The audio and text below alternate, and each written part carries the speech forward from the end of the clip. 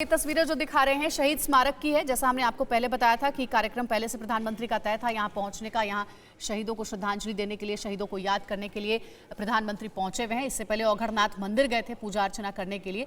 मेरठ की ये तस्वीर आपको दिखा रहे हैं। मेरठ के लिए आज बहुत बड़ा दिन है, उत्तर प्रदेश के लिहाज से भी बहुत बड़ा दिन है, क्योंकि कहा जा रहा है कि सबसे बड़ा खेल यूनिवर्सिटी का शिलान्यास प्रधानमंत्री के हाथ होगा। 700 करोड़ की लागत से ये खेल विश्वविद्यालय बनेगा और इसमें 16,000 खिलाड़ियों को संबोधित करेंगे प्रधानमंत्री। टोक्यो ओलंपिक में जिन खिलाड़ियों ने हिस्सा लिया था उत्तर प्रदेश से, वो खिलाड़ी भी आज मौजूद रहेंगे। उनमें से कुछ खिलाड़ी मंच भी साझा करेंगे प्रधानमंत्री नरेंद्र मोदी के साथ। पल पल की जानकारी TV9 भारतवर्ष आपको दे रहा। हमारे तमाम सहयोगी लगातार अपडेट हम तक भेज रहे हैं और ये तस्वीरें फिलहाल बहुत खास है अपने आप में।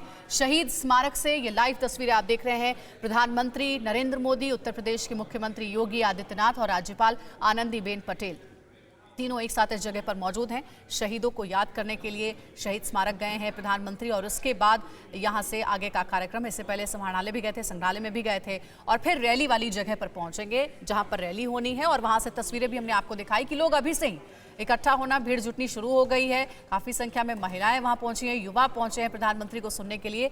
और एक बात और लगातार कही जा रही है, क्योंकि पश्चिमी उत्तर प्रदेश का हिस्सा है मेरठ, ऐसे में जो बीता किसान आंदोलन है उससे जुड़ी हुई कोई बात कह सकते हैं प्रधानमंत्री। किसानों को लेकर के हो सकता है कोई बड़े ऐलान कर सकते हैं। खेल विश्वविद्यालय की मांग काफी सालों से वहां पर थी और कहा जा रहा है कि इसी मांग को ध्यान में रखते हुए चुनाव के तहत ये बड़ी घोषणा, बड़ा ऐलान खुद प्रधानमंत्री के हाथों शिलान्यास होगा। उसकी भव्य तैयारियां हैं। पीएम मोदी खेल यूनिवर्सिटी का शिलान्यास करने के लिए पहुंचेंगे। थोड़ी देर में वो कार्यक्रम भी शुरू हो जाएगा जिसकी तस्वीर आपको दिखाएंगे और लगातार जहां जहां प्रधानमंत्री पहुंच रहे हैं उस कार्यक्रम की भी तस्वीर आपको हम दिखा रहे हैं।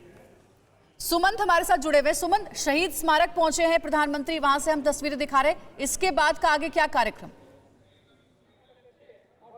देखिए, शहीद स्मारक के बाद जो है प्रधानमंत्री ये जो आप मंच देख रहे हैं सलावा का, यहाँ पहुंचेंगे। यहीं पे हेलीपैड बनाया गया है, वहाँ पे पूरी तैयारी है। आप देखिए कि सुरक्षा व्यवस्था यहाँ पे बिल्कुल चाक चौबंद है और अब इंतजार हो रहा है। यानी अब से एक तरीके से कहे कि प्रधानमंत्री के आने का काउंटडाउन शुरू हो चुका है, क्योंकि शहीद स्मारक के बाद फिर उनका कार्यक्रम सीधे इसी सभा स्थल जो सलावा में बनाया गया है, इसी सभा स्थल पे पहुँचने का है प्रधानमंत्री का कार्यक्रम।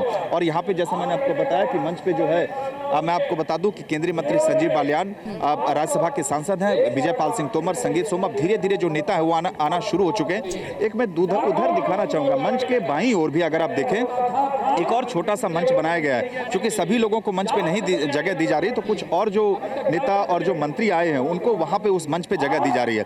लेकिन अगर अंजलि, एक महत्वपूर्ण बात मैं आपको बताऊं कि 7 दिसंबर को प्रधानमंत्री की यूपी चुनाव के मद्देनजर गोरखपुर में रैली थी और उसके बाद ये 8वां दौरा प्रधानमंत्री का उत्तर प्रदेश में, यानी धुआंधार दौरा अगर आप कहें तो प्रधानमंत्री का यूपी में हो रहा है।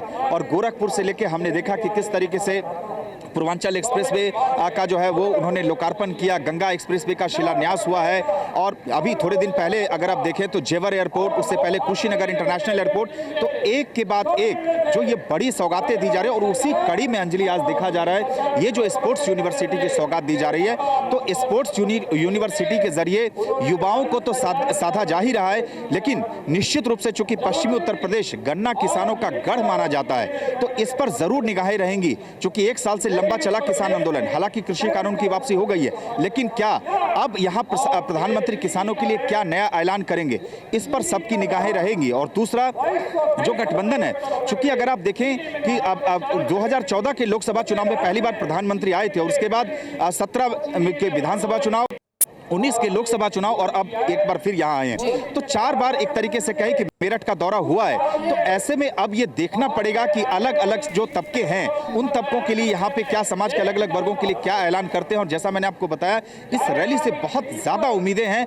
और एक के बाद एक जिस तरह से दौरा हो रहा है प्रधानमंत्री का, पूरी ताकत भारतीय जनता पार्टी ने इस विधानसभा चुनाव में कहें कि एक तरीके से झोंक रखी है। और अगर पिछले 1 महीनों में देखें तो एक के बाद एक बड़ी बड़ी सौगातें मिली हैं और उसी कड़ी में ये स्पोर्ट्स। ऐसे में प्रधानमंत्री का ये दौरा बहुत महत्वपूर्ण है, क्योंकि उत्तर प्रदेश के लोग कई घोषणाओं की उम्मीद लिए बैठे हुए, जिनमें से सबसे बड़ा ऐलान तो आज ही होने वाला है। कार्यक्रम थोड़ी देर में शुरू भी हो जाएगा। खेल यूनिवर्सिटी की आधारशिला रखने वाले विपिन भी उसी जगह पर मौजूद है जहां रैली होने वाली है। विपिन, आप कहें काउंटडाउन शुरू हो चुका है, जिस जगह पर आप मौजूद हैं थोड़ी देर बाद प्रधानमंत्री यहां मौजूद रहेंगे, क्योंकि शहीद स्मारक से वो निकल चुके हैं। क्या जानकारी आप तक पहुंची है? सुरक्षा के लिहाज से कैसी सुगबुगाहट है, कैसी हलचल वहां देखने को मिल रही है? प्रधानमंत्री को पहुंचना है थोड़ी देर में।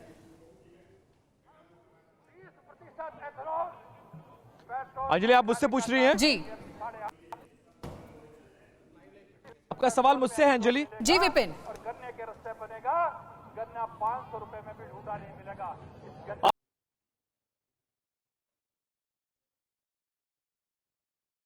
लौटेंगे आपके पास विपिन, लेकिन फिर से इन तस्वीरों के बारे में आपको बता दें, शहीद स्मारक से निकल चुके हैं प्रधानमंत्री नरेंद्र मोदी और अब जाना है उन्हें रैली वाली जगह पर, जहां पर भीड़ इकट्ठी होनी शुरू हो चुकी है। प्रधानमंत्री को सुनने के लिए अच्छी खासी संख्या में महिलाएं विशेष रूप से पहुंची हैं और सबसे बड़ी बात यह है कि खेल विश्वविद्यालय की आधारशिला रखने के साथ ही लोगों को उम्मीद है कि किसानों से जुड़ी हुई कुछ बड़ी घोषणाएं भी प्रधानमंत्री अपने भाषण के दौरान कर सकते हैं।